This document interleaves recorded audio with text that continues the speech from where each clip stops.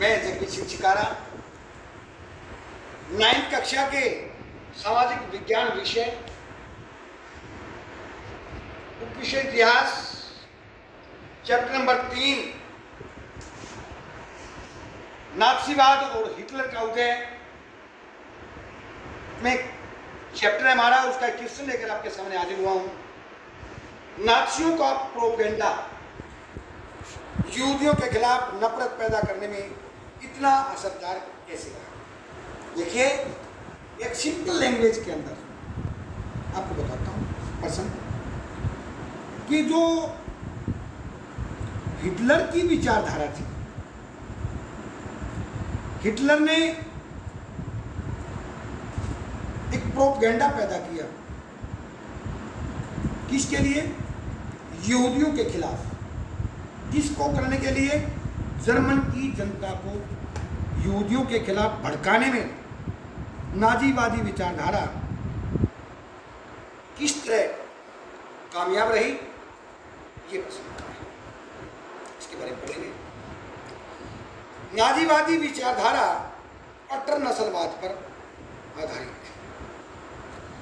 Nazi लोग Nordic German आर्यों को सर्वश्रेष्ठ नागरिक मानते थे। अब ये नॉर्डिक आर्य कौन थे? जिनकी आंखें नीली थी,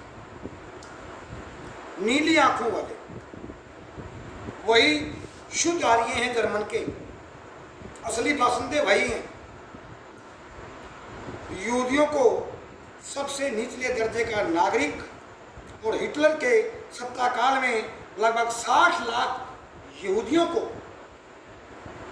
मौत के घाट उतार दिया गया, जिसको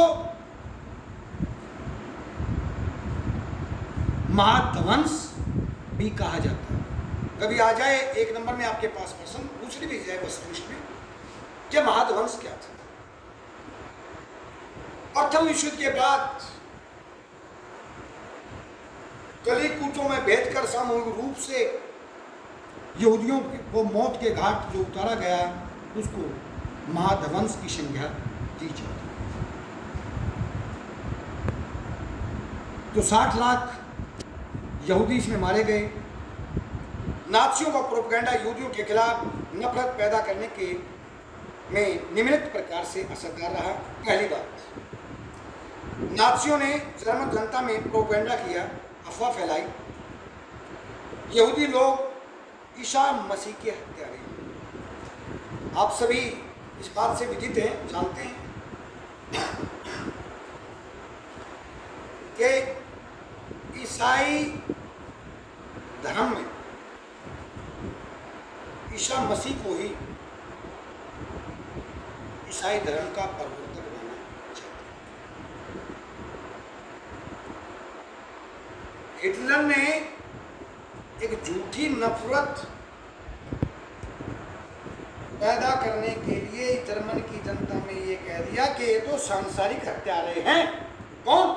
यहूदी। वो कैसे? कि हमारे जो धर्म प्रवर्तक थे, हमारे जो गुरु थे ईसाई धर्म के, वो ईसा मसीह थे। और इन यहूदियों ने क्या किया? उसे सूली पर चढ़ा दिया, अर्थात गिलोटिन पर टांग दिया। आप चर्च में देखते हैं, आपने देखी भी होगी, फिल्मों में भी उसके सीन आ जाते हैं, वहाँ भी आप चर्च का सीन देखते होंगे। तो उसमें इस तरह गिलोटिन पे किए हुए, उसके हाथों में, पैरों में, छाती में कील टुकी रहती है। उन्होंने कहा था इसको गिलोटिन पे चढ़ा दिया, सूली पे चढ़ा दिया, तड़पा के मारा है। और ईसाई धर्म इस संसार में सबसे बड़ा धर्म है। ये यहूदी तो फिर सांसारिक हत्यारे हुए कि ना हुए? ये बात नाजीवादी विचारधारा ने, अर्थात हिटलर ने जर्मन के लोगों के दिमाग में इनका माइंड वॉश कर दिया, और वो यहूदियों के खिलाफ हो गए। दूसरी बात, और ऐसे सांसारिक हत्यारों को धरती पर रहने का अधिकार नहीं है, जीने का अधिकार नहीं है, उन्हें मर जाना ही अच्छा। नाथियों ने इस बात का प्रचार किया कि यहूदी घटिया शारीरिक रचना वाले हैं। इनके जो शरीर की जो बनावट है बिल्कुल घटिया है, हमारे से ये शुद्ध आर्य नहीं है,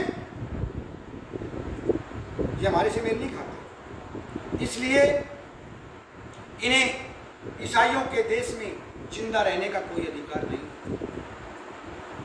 तीसरी बात, नाजियों ने इस बात का प्रचार किया कि यहूदी लोग तो सूदखोर हैं, ये पैसे वाले हैं, ये लोग ब्याज मोटा वसूलते हैं।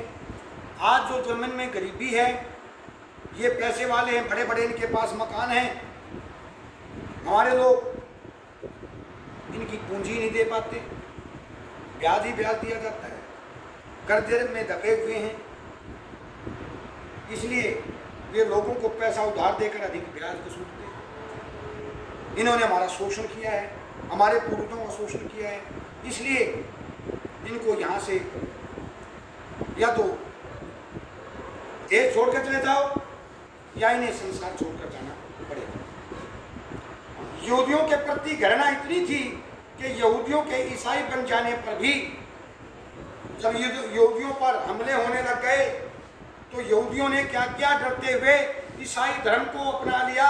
लेकिन ईसाई बन जाने के बाद भी वे कौन वो नाजीवादी उन्हें अपनाने को तैयार नहीं थे कि नहीं आप सांसारिक हत्यारे हैं, आपके शरीर की रचना घटिया है, आप ईसाइयों के पढ़ने के लायक नहीं हैं, आपका जर्मनी के शुद्ध आर्यों के साथ नाता नहीं है, मेल नहीं खाता।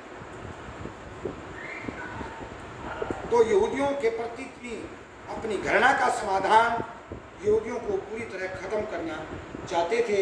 वो इस तरह की सांसारिक हत्या बताकर, सूदखोर बताकर, घटिया सारी रचना वाले बताकर, इस तरह जो अपनी बातें जर्मनी की जनता के दिमाग में डाली, उससे जर्मन की जनता यहूदियों की शुरू होती चली गई।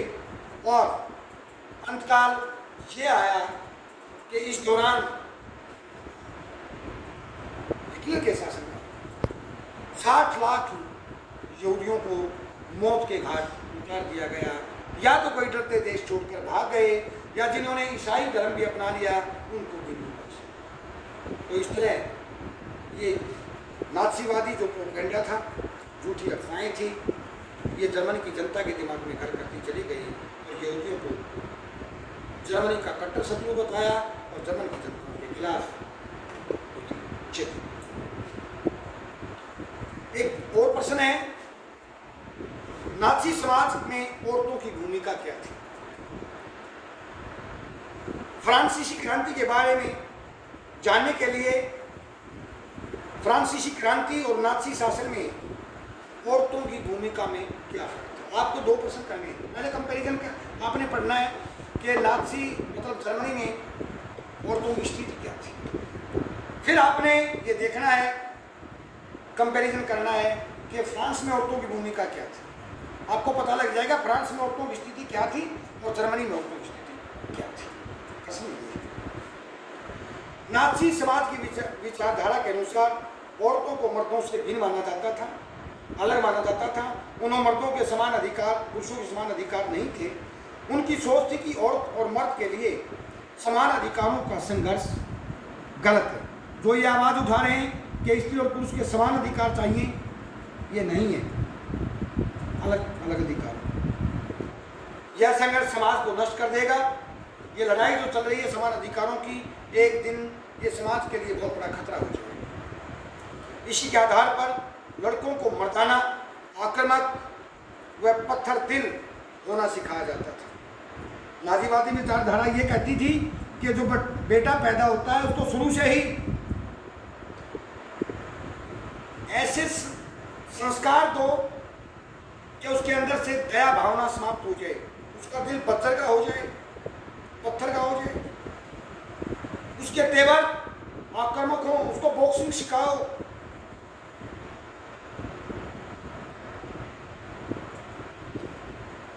और उसमें सही मर्द की टक्कर होनी चाहिए कि वो लड़ाई के समय शत्रु का टक्कर मुकाबला कर सके।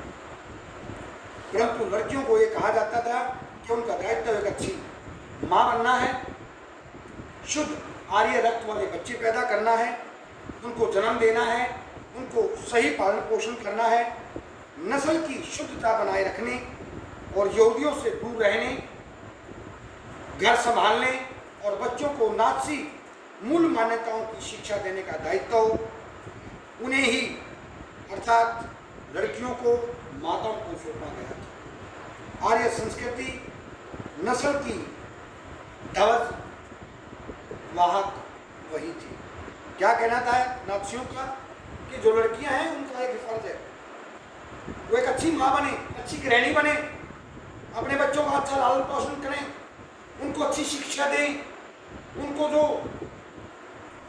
नाज़ी विचारधारा है, जर्मन की जो संस्कृति है, उसके गुणगान उसके अंदर पैदा करें। उनको डरावनी कहानियां ना सिखाएं, उनको आक्रामक बनाए, बहादुर कहानियां सुनाएं। अच्छी जो लड़कियां हैं वो जर्मन को अच्छी माँ बनकर एक अच्छी नस्ल दे सकती हैं, जो आने वाले समय में जर्मन के माथे पर लगे हुए टीके को मिटा सकते हैं।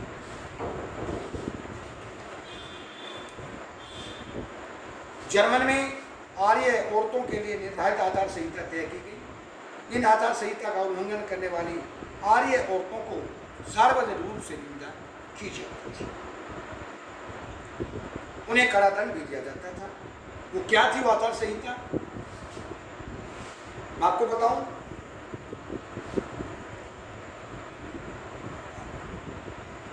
कोई बच्चा पैदा हुआ है, अगर उसकी आंखें नीली नहीं हैं, उन्हें गले में पट्टी डालकर चौक चौराहे पर उस औरत को बेइज्जत किया जाता था, उसे पीटा जाता, सारी सुविधाएं उसकी समाप्त कर दी जाती थी। और जो औरत शुद्ध नीली आंखों वाले बच्चे पैदा होते तो उसको समाज में सम्मान की दृष्टि से देखा जाता था। उसको सिनेमाघरों में, दुकानों पर सामान लेने पर विशेष छूट की जाती थी। और यह भी कहा है कि जो ज्यादा बच्चे होते, 5-7, उन औरतों को मेडल दिए जाते थे, उनको सम्मानित किया जाता था। फ्रांसीसी समाज की अगर हम तुलना करें तो फ्रांसीसी क्रांति के समाज में स्त्री को पुरुष के समान माना जाता था, उन्हें पुरुषों के बराबर के अधिकार थे। लेकिन नाज़ी समाज में स्त्री को पुरुषों के समान अधिकार प्राप्त नहीं थे, उन्हें पुरुषों के समान दर्जा भी प्राप्त नहीं था। ये कंपैरिजन किया, फ्रांस में बराबर का था, जर्मनी में बराबर का दर्जा नहीं था। फ्रांसीसी समाज में नारी स्वतंत्र थी, वह अपने अधिकारों के लिए लड़ सकती थी, लेकिन नाज़ी समाज में नारी स्वतंत्र नहीं थी। उसका काम केवल मात्र बच्चे पैदा करना और अपने घर परिवार की देखभाल करना था, उसे अपने अधिकारों की मांग करने का कोई अधिकार नहीं था। ये 2 क्वेश्चन आपने किए। कल फिर आपके सामने एक नई वीडियो लेकर हाजिर होंगे, तब तक के लिए आपसे विदा चाहते हैं। नमस्कार।